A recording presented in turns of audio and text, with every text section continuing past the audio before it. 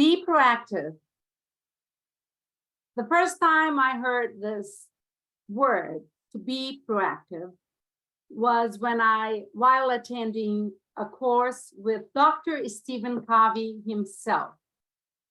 For those of you who, I don't know if you have had the opportunity to read this bestseller, The 7 Habits of Highly Effective People, but if you haven't read it, I strongly recommend it.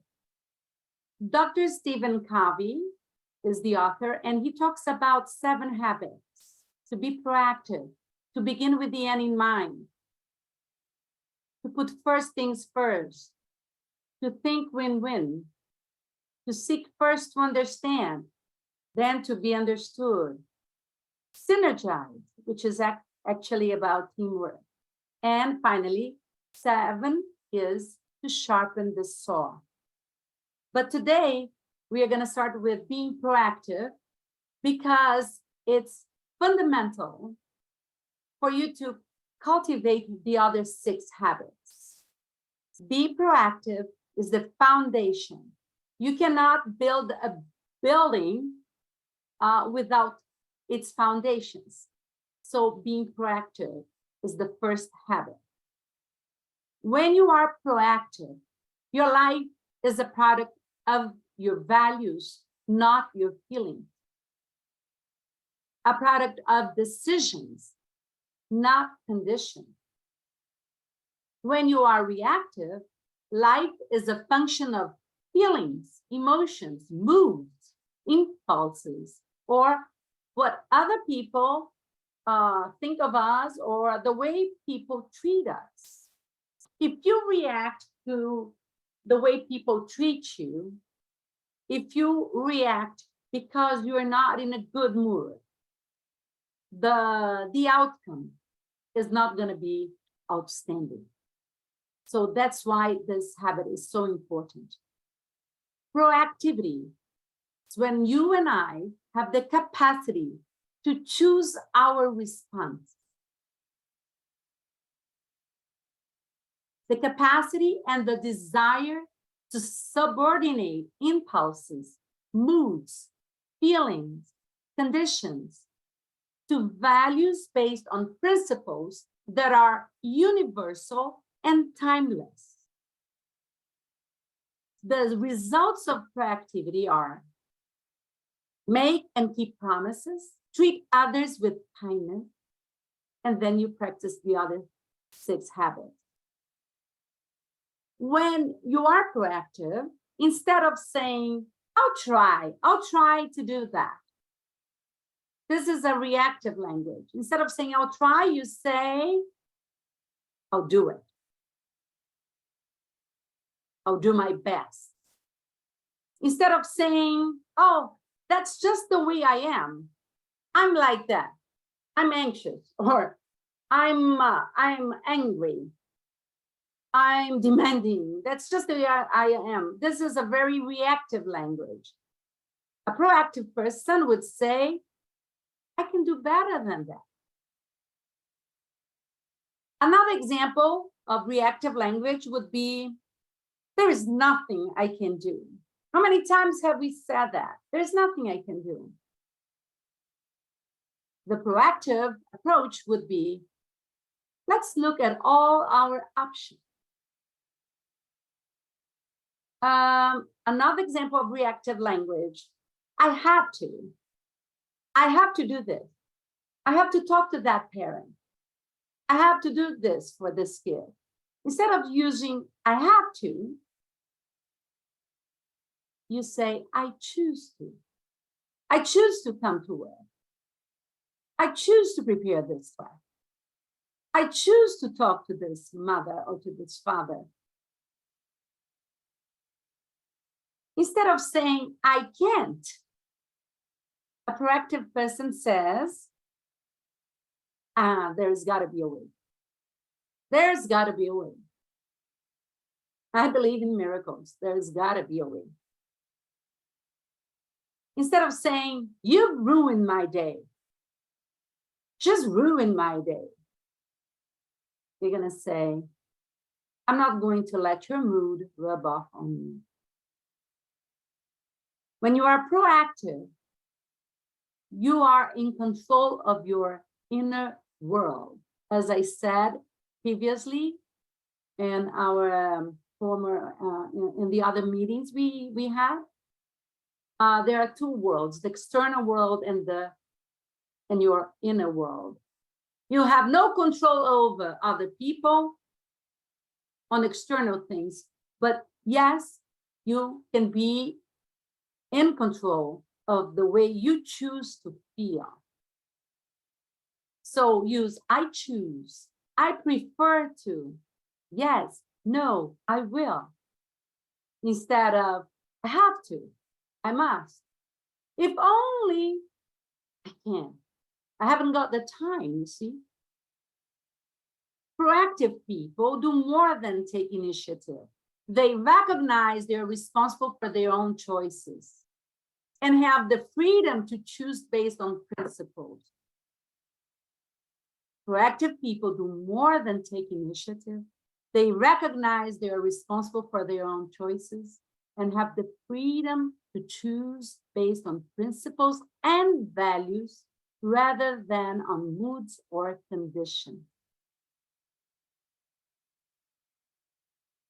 Proactive people are agents of change. They're able to impact others by their inner state. Whereas reactive people don't take responsibility for their own lives. They're always blaming somebody else, blaming the government, blaming their spouses, their bosses, their employees, their co-workers, blaming the weather. Oh, this weather. They feel victimized, a product of circumstances of their past and other people.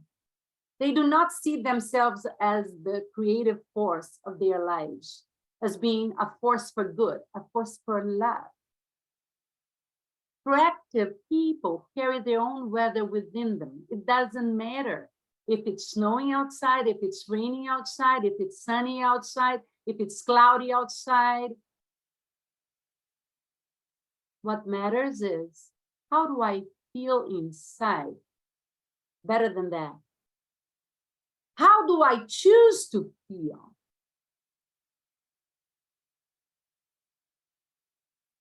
I want you to stop for a second and think of a situation when you started blaming external circumstances because of the way you felt or because of something that happened to you.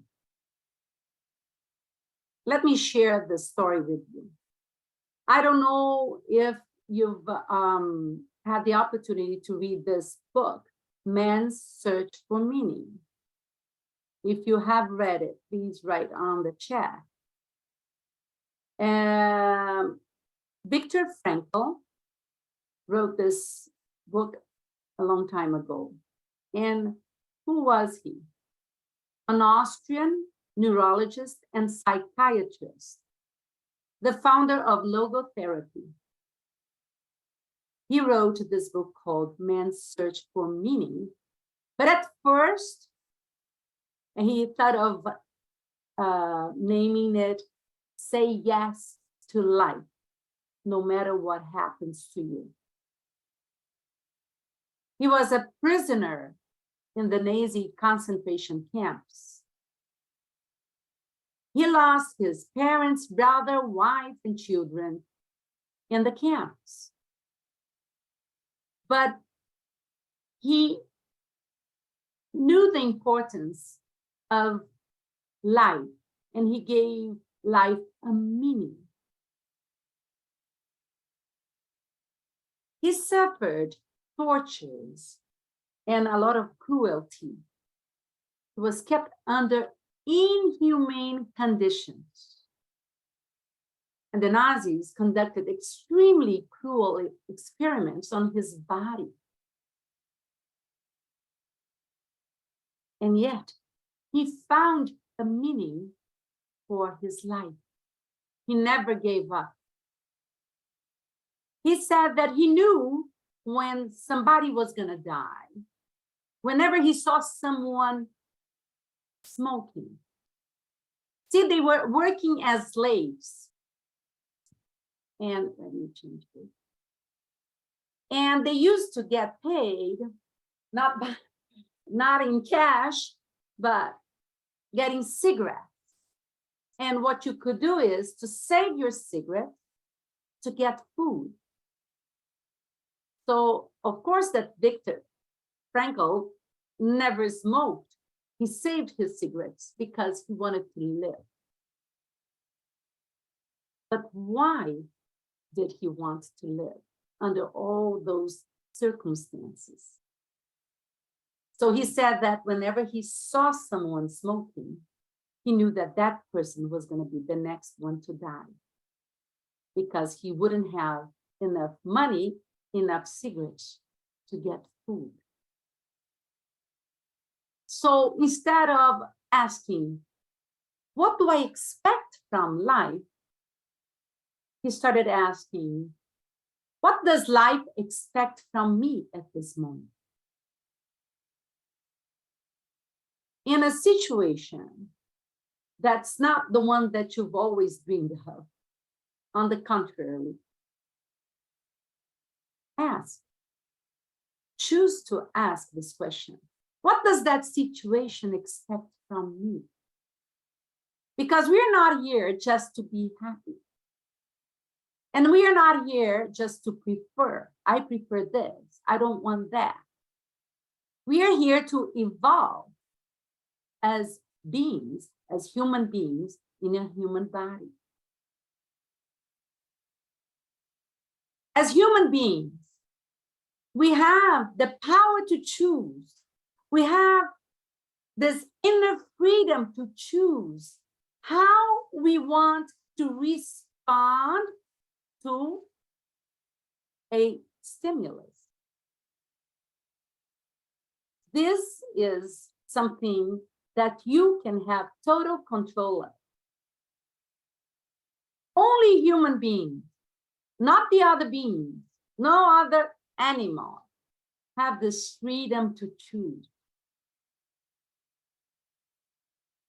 And how can you have this freedom to choose? By becoming self-aware, by using your imagination, your consciousness, and your will, independent will. How did Viktor Frankl, how did he escape from all those terrible things that they were doing?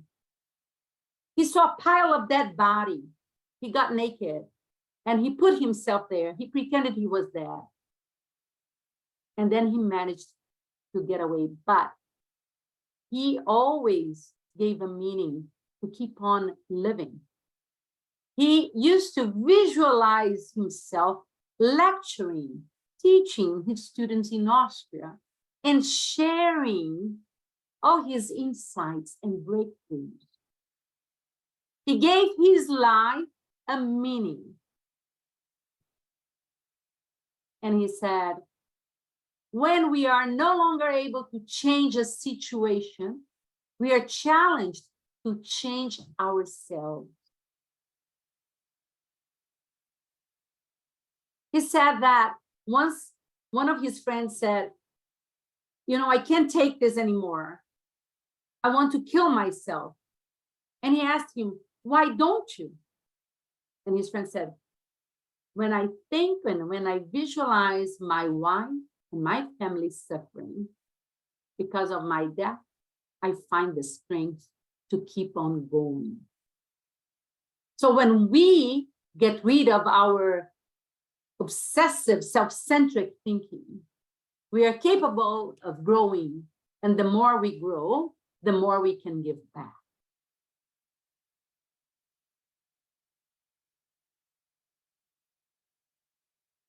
Three years later, when his camp was liberated, most of his family, including his pregnant wife, had perished. But he, prisoner number 119107, had lived.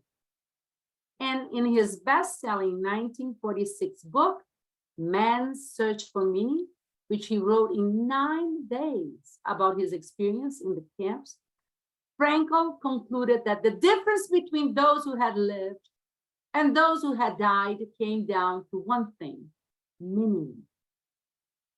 The question we must all ask now is, what can be the meaning of my life? What does life expect from me? Everything can be taken from a man, but one thing, the last of the human freedoms, to choose one's attitude in any given set of circumstances, to choose one's own way. Nobody can take this. So I strongly recommend that you find out more about people who were able to overcome extremely difficult obstacles in their lives and found a meaning to succeed. But this meaning cannot be selfish. It cannot. Now, there is this need to add value to humankind. Find out about their choices, their decisions, the decisions that they had made throughout their lives.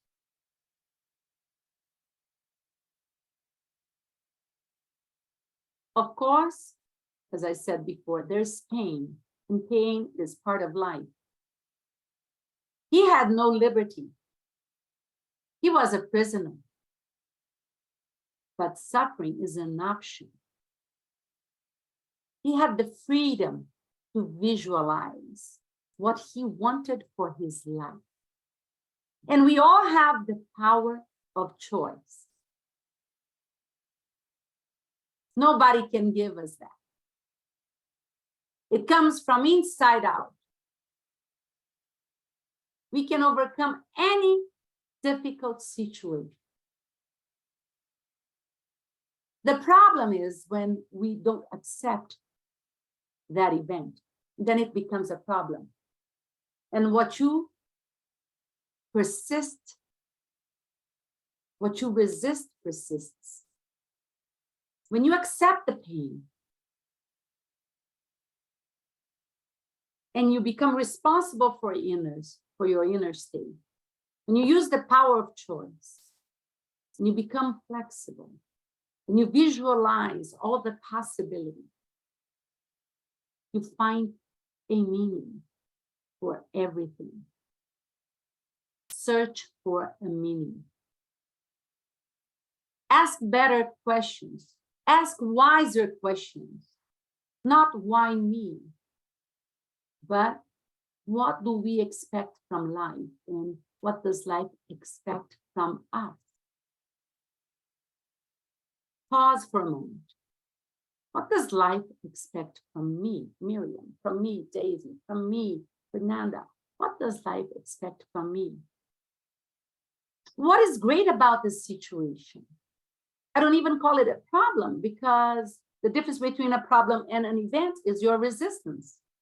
Don't resist.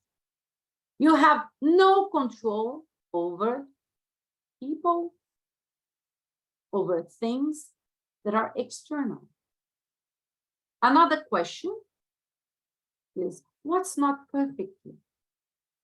So what's great about this situation, and what's not perfect here? And what am I willing to do to make it the way I want it? Am I willing to stop complaining? Am I willing to look for the good in everything, in everyone? Am I willing to learn and grow and contribute? What am I willing to do to make it the way I want it? What am I willing to no longer do in order to make it the way I want it?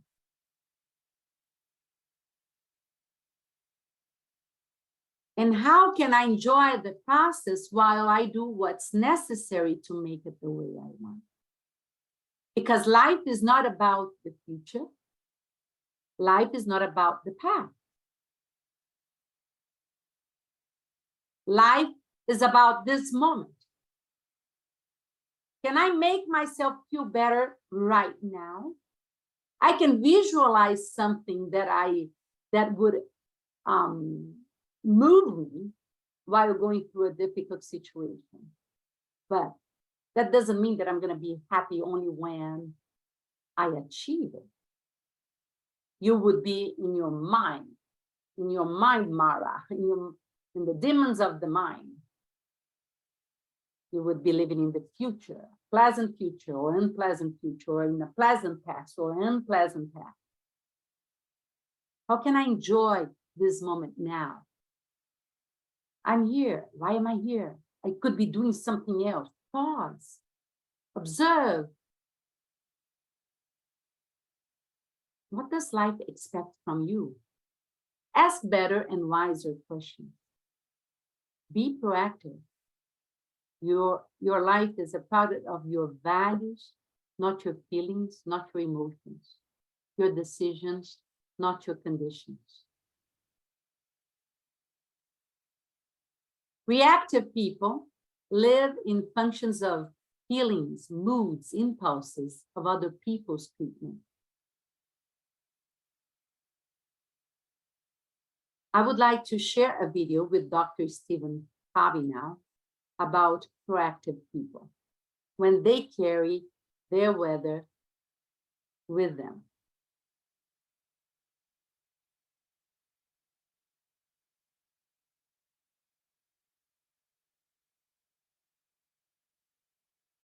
Taking responsibility for your inner state. One time, my brother and I were going down a canyon road with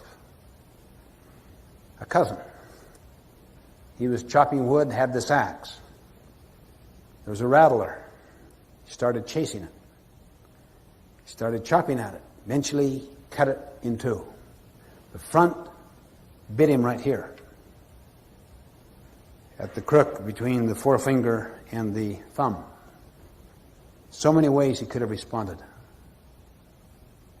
He could have chased that poisonous snake and driven the poison to the heart. He was smart, quick, proactive, subordinated feelings to values, got the blood out as fast as he could. Many people get hurt by someone. It does hurt them. But the real injury is going after the person, going after the snake. That's what drives the poison to the heart. It's not what people do to us that hurts us in the most fundamental sense. It's our chosen response to what they do to us that hurts us.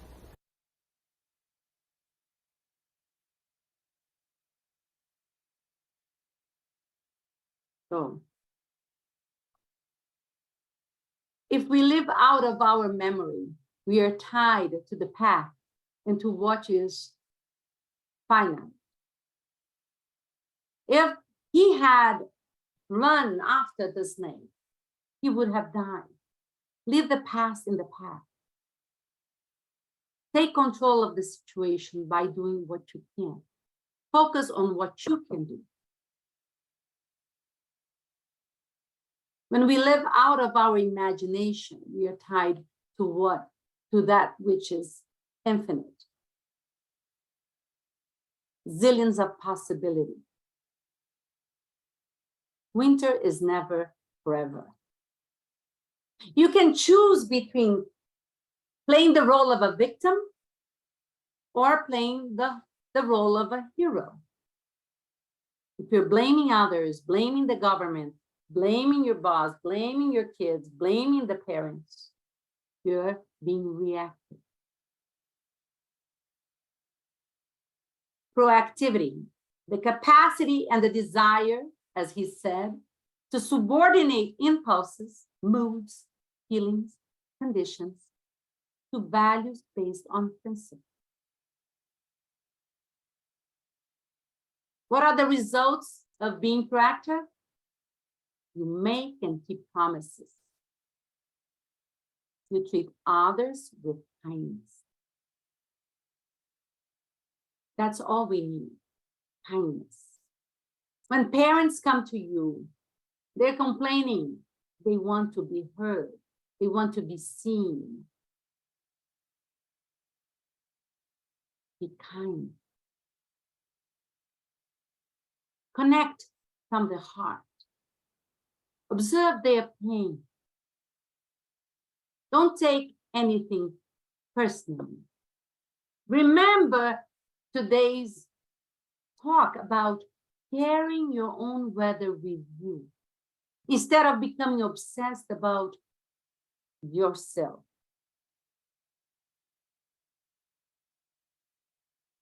Pause, observe, feel the pain, and see what you can do.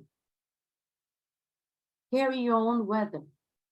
Life is never made unbearable by circumstances, but only by lack of meaning and purpose.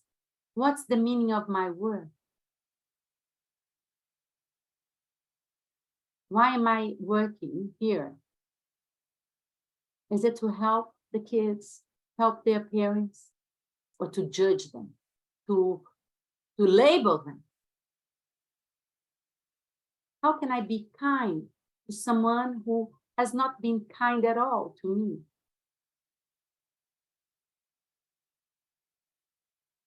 By being able to see beyond, by being able to see the other person's pain. The highest value is the power to choose your attitude in situations over which you have no control. Imagine what you would have done if you had been in Franco's shoes, really. With the right choices, eventually the response we choose begins to influence the stimulus. Make better choices. Like Mandela, you know, he was also in prison. Liberty is a condition of the environment. Freedom is a condition of the person. He wrote a book while in prison. He never cultivated in his consciousness anger, revenge. I want to prove people. No. While he was in prison, he had the awakening of his soul. The more you control your freedom, eventually you will influence the liberty of your life. Your head will create your world. With the right choices, eventually the response we choose begins to influence the stimuli. And we create peace, harmony, love, health, wealth, prosperity on this planet. We can no longer keep on dividing ourselves. We are all one. In order to have a meaning for your life, you must have a vision of the future, a sense of meaning, and a deep desire to contribute. Vision of the future, sense of meaning, and contribution. As he said before, it's not what people do to us that hurts us. It's our chosen response to what they do to us that hurts us. Don't expect people to be a certain way. Expectations lead to disappointments, and you will live a miserable life. Trade your expectations for appreciation. Proactive people learn to forgive, and to forget. To relax, to release that anger, that hurt, that worry, that fear, and let go. Learn to let go. As Eleanor Roosevelt said, nothing can make you feel inferior without your consent. No one can make you feel inferior without your consent. Nobody can hurt me without my permission. No one can take away your respect unless you give it to them.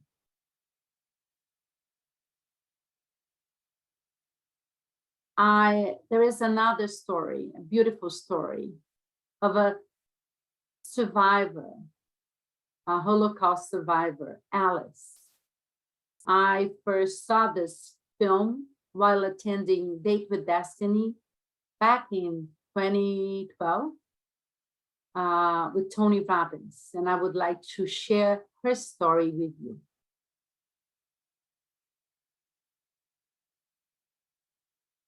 It's a beautiful story.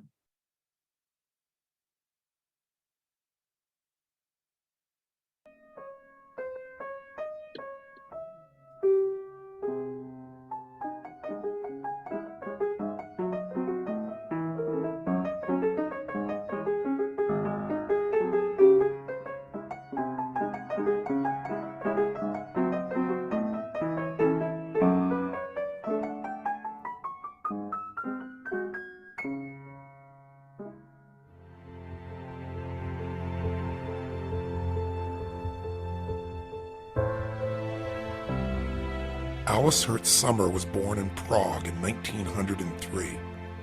At the age of 39, she became an accomplished pianist. Then in 1942, her life was turned into absolute turmoil and tragedy. Her entire family was rounded up by the Nazis and sent to concentration camps. Her mother and father were killed, but she survived with her son because the Nazis wanted to create a propaganda film, and her talents, her gifts as a pianist, were useful to them. Each day she lied on a frozen dirt floor, soothing her son, trying to figure out how to survive, yet knowing that in a few minutes she'd have to get up and perform, and if she didn't please her captors, she and her son would be exterminated that day. Somehow she found a way to not only survive, but to thrive. In fact, her story was passionately captured in a powerful book called A Century of Wisdom. Alice experiences more joy in an average day than most people experience in a lifetime. She's here as a testament to what the human spirit can accomplish and overcome. I look where it is good. I know about the bad, but I look at the good thing. People from all over the world come to visit Alice in her small London apartment and to experience her remarkable spirit. Amazingly, to this day, she harbors no feelings of hate for her past experiences. Do you not hate the people that did this to you? Never I hate. Why not? I never hate. We are all sometimes good, sometimes bad. I read somewhere you said that you felt like being in that concentration camp was a gift in some ways. Is that true? I was thankful and happy. My son was 5.5 years old. Sometimes he asked, Mother, why have we nothing to eat? And another time he asked, Mother, what are Jews? I didn't know what to answer him. I believe men don't need to eat food. Maybe we don't need food. When we have something spiritual, you see. And these concerts, the people are sitting there, old people, desolated and ill, and they came to the concerts and they want, and this music was for our food. Music was our food. Through music we were kept alive. Didn't you have pain, though, when you were in the concentration camp? Wasn't that painful to not have food? I hadn't pain. How did you have no pain? No. I was always laughing. Laughing. We were lying 2 years on the floor with my son, and he saw me laughing. How can a child not laugh when the mother laughs? When a child is near to the mother, everything can happen. He is not afraid. It gives him a security. And I was always laughing. Even there I was laughing. The music made me happy. I knew that we will play. And I was thinking, when we can play, it can't be so terrible. The music, the music. I remember Alice sitting on the stage. I was in about third row and saw her from the right profile. And I was quite captivated. It was magic to hear this music in that kind of surrounding, which you don't realize until it's over.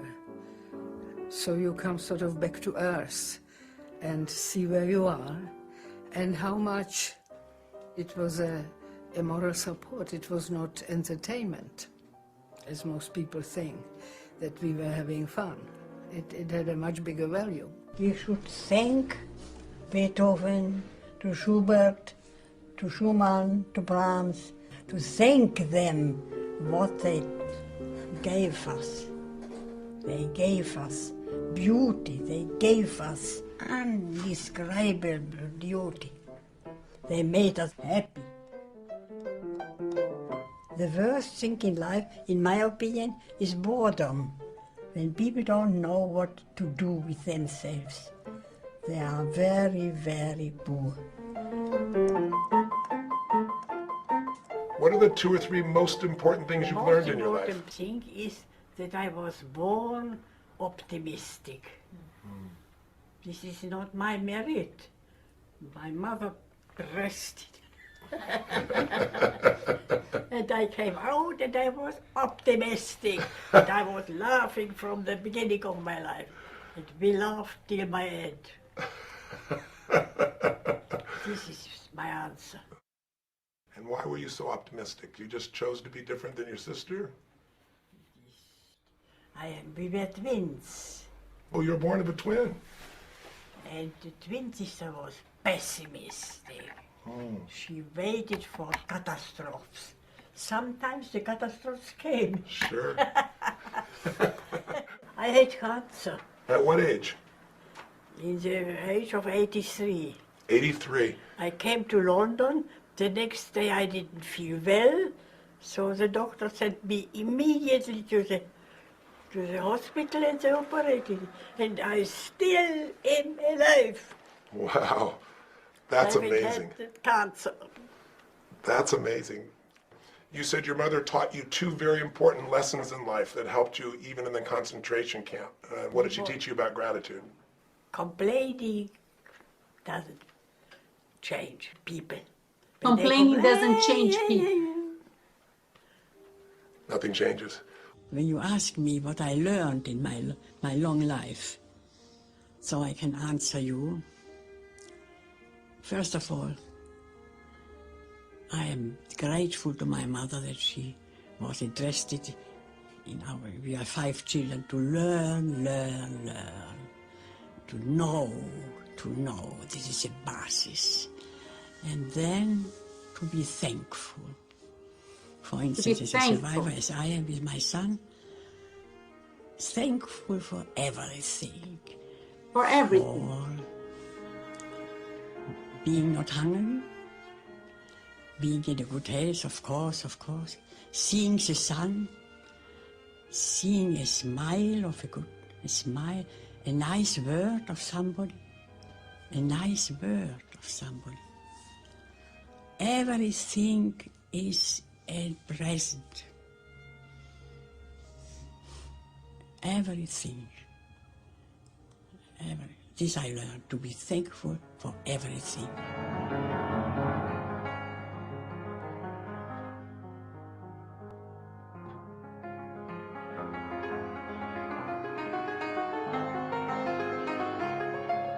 I know people who have been used to standing outside the building in the street listening to her. and just admiring her playing. This is my religion, actually. I am Jewish without religion. But music actually is a part of my religion. Your mother taught you every day to put something in your mind, so it was something no one could take from you. No. And do you still do that? No. I learned Bach by heart. Yes. And when my doctor came, he said, this is better than 100 pills. Because to learn by heart. Yes. How important is being grateful to a great life? I was thankful and happy. Thankful and happy. I think backwards. This was beautiful. This was beautiful. Instead of forward, I'm living now backwards. Wouldn't it be wonderful if people thought of a life where you started life by, dying, and then somebody gave you a gold watch, and then you went to work, and you eventually ended life playing with your friends in the yard.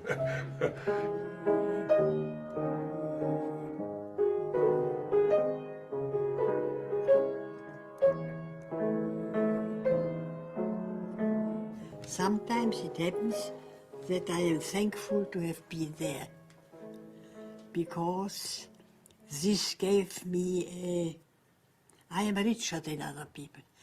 My reaction on life, it's quite another one. All complain, this is terrible, it's not so terrible. Not so terrible. We all learn from mistakes. Yes. We all learn from mistakes. It has to be the bad. Yes. You smile even when you say it has to be the bad.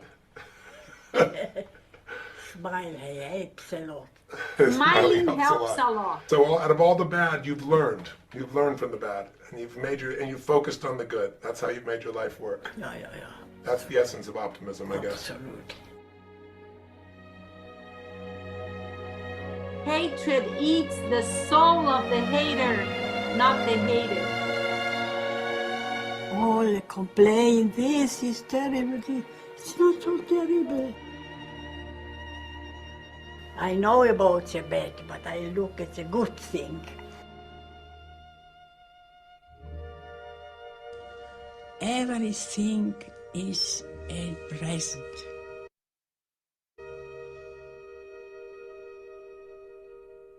I understand at 106. I understand you were still practicing 3 hours a day. Is that true? It's true? 107. 107, 3 hours a day practicing. 3 hours a day, practicing the piano. 6? 7. I am 7. Yes. Now I will be 8. Yes. She's about to be 108. Until she died. She lived all by herself, with no assistant. So, what could be a better example? Right? She said, I looked for the good, a place like this where I can play the piano cannot be that bad. And regarding her kid, said, I was always smiling, because if the mother is smiling, the kid feels safe. So the story you tell is the life you live. You have the power to choose, to look for the good, to learn from the bad, and focus on the good. And she said, I look where it's good. I know about the bad, but I look at the good thing.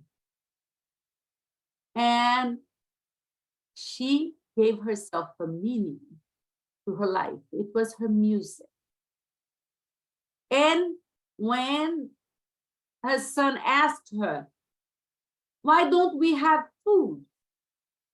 Her answer was, maybe we don't need food. Maybe what we need is something spiritual. So I cannot think of a better example than this one. Her music was food for the soul, the souls of all those prisoners, and also all the people in the camp. She was thankful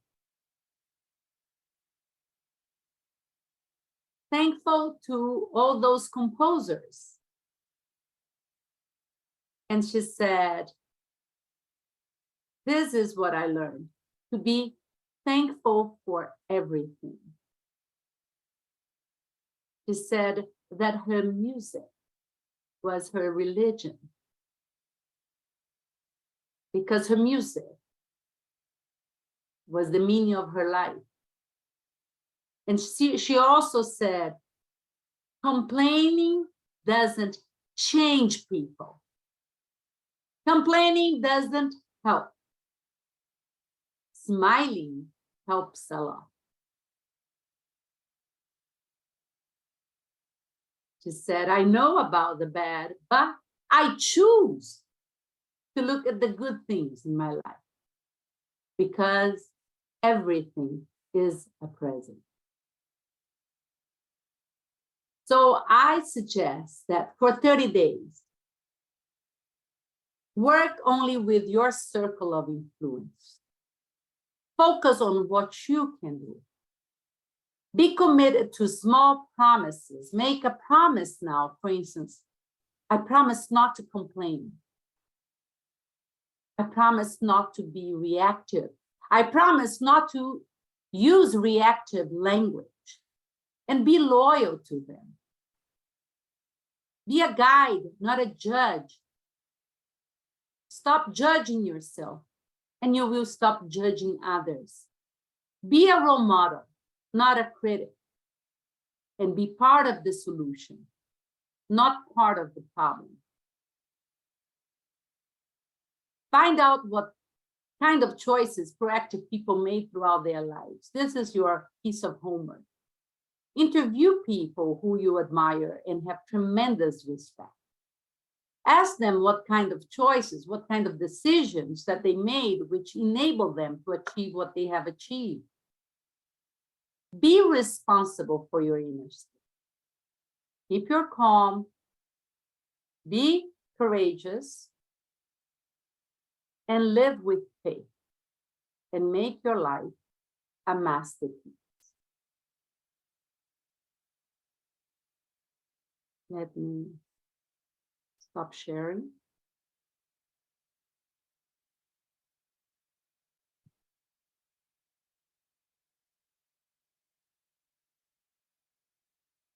Can you see me? I don't know, is it sharing now? What can you guys, you can speak into the microphone. Yes, we can see you. Yes. You were able to see the story, right? Yes. Yes. Yes. Okay. So I would like you to think of something that has happened to you, something that bothered you, that made you feel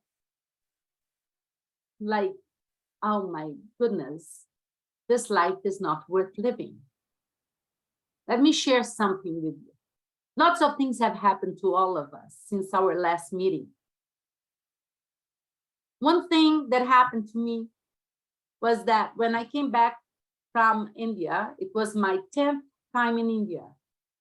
I was feeling, I got all sorts of diseases. Valentina knows about that. And then I was feeling tired.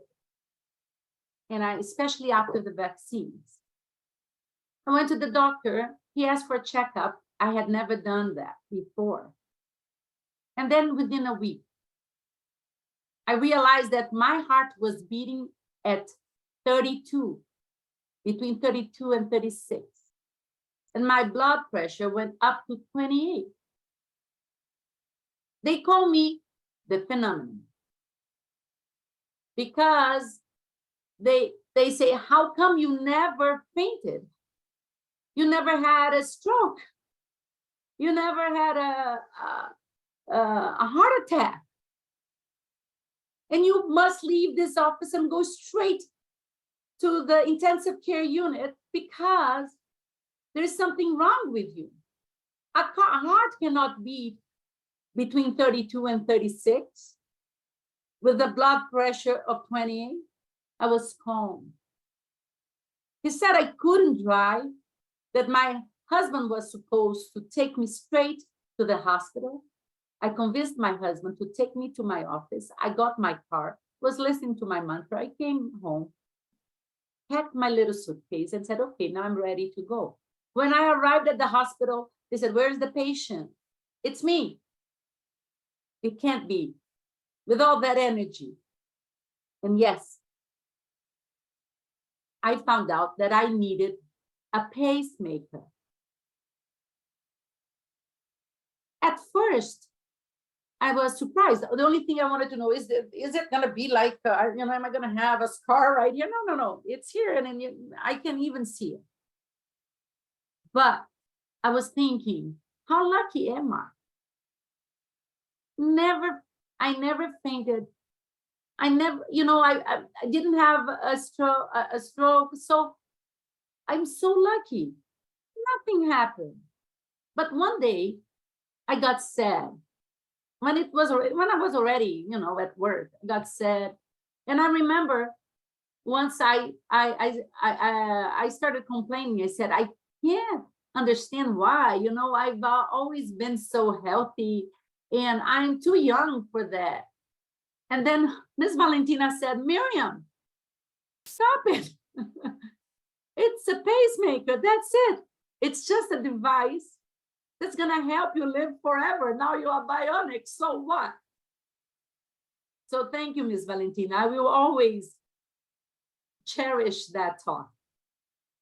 And my son calls it a peacemaker.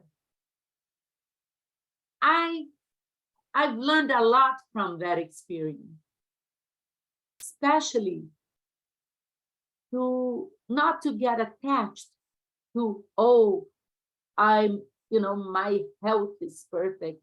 There are no devices in my body. This is just a body.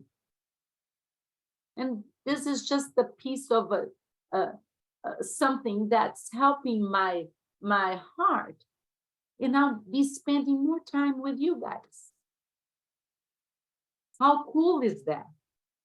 So I decided to give it another meaning, which was how lucky. How lucky am I? And to be thankful that, medicine is capable of, doing all those things. So I want you to think of an experience you've had, which at first didn't seem very nice, and that you felt that there was nothing to be grateful for. And I want you to pause and give it another meaning. If we do that throughout our lives will really become a masterpiece. And we will be change makers. And we will be able to impact the world, at least the world that surrounds us. But first, we must pause and see what's inside. By practicing the serene mind, you will be doing yourself a great favor. By focusing on the good, you'll become very proactive. And the benefits will be uncountable.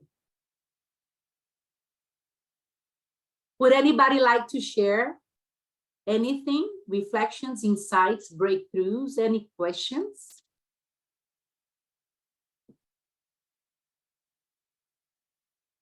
I'm going to stop recording just a second.